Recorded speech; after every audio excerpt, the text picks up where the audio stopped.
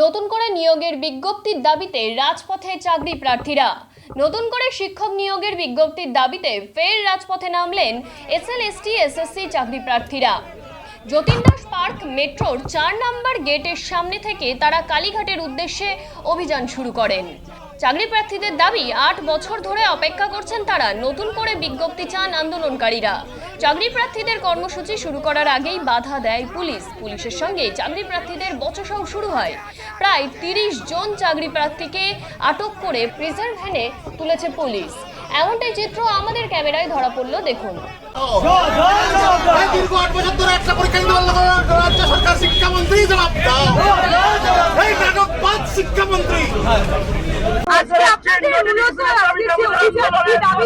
আজকে আমাদের দাবি নতুন যাতে এসএলএসটি নতুন নোটিফিকেশন বের হয়, তার জন্য আমাদের নতুন কালীঘাট অভিযান এবং 11, 12, 9, 10 গ্রুপ সি গ্রুপ ডি নতুন এসএসসি যাতে ভোটের আগে মানে নোটিফিকেশন বের করে, তাদের এটা আমাদের অভিযান। আন্দোলন করেছি, তাতে কোনো সদুত্তর নেই। ডিএম অফিসে জানিয়েছি, এসএসসি অফিসে জানিয়েছি, এসএসসি কমিশনকে জানিয়েছি, এমনকি নবান্নকে জানিয়েছি, কোনো রেজাল্ট নেই, কোনো সদিচ্ছাও নেই স্কুল সার্ভিস কমিশনার থেকে বা নবান্নর তরফ থেকে। নতুন যে শিক্ষক, স্কুলের শিক্ষক নেই, স্কুলের শিক্ষা উঠে যাচ্ছে, আপনার কোনো রকম কোনো শুধুমাত্র মানে ভাতার এই গরমের মধ্যে আমাদেরকে আসতে হচ্ছে।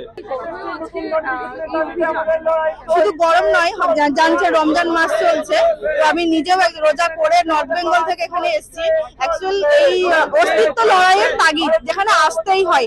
বছরের পর বছর ভোট হচ্ছে, বছরের পর বছর সরকারের সমস্ত ক্রিয়াকর্ম সঠিকভাবে চলছে, কিন্তু আমরা এতটাই দুর্ভাগা রাজ্যে বাস করছি যে একটা পরীক্ষার জন্য আমাদেরকে 4 বছর ধরে রাস্তায়, 2020 থেকে আমরা 4 বছর রাস্তায় আছি শুধুমাত্র পরীক্ষা দেবো বলে। এমএ বিএড করে বসে আছি, একটা পরীক্ষা দেবো।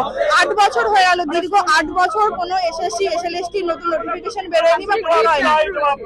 আজ আমাদের মাননীয়ার কাছে যাবো, আমাদের এখান থেকে মিছিল করে কালীঘাটের উদ্দেশ্যে যাবো, মাননীয়াকে আমাদের দাবিগুলো জানাবো। মুখ্যমন্ত্রী তো কোনো কিছু থাকেন না, যদি তার কিছু ভরসা হয় বা কোনো হাল হয়, মুখ্যমন্ত্রীর কাছে যাওয়ার পরে কোনোদিনই কোনো হাল হয় না।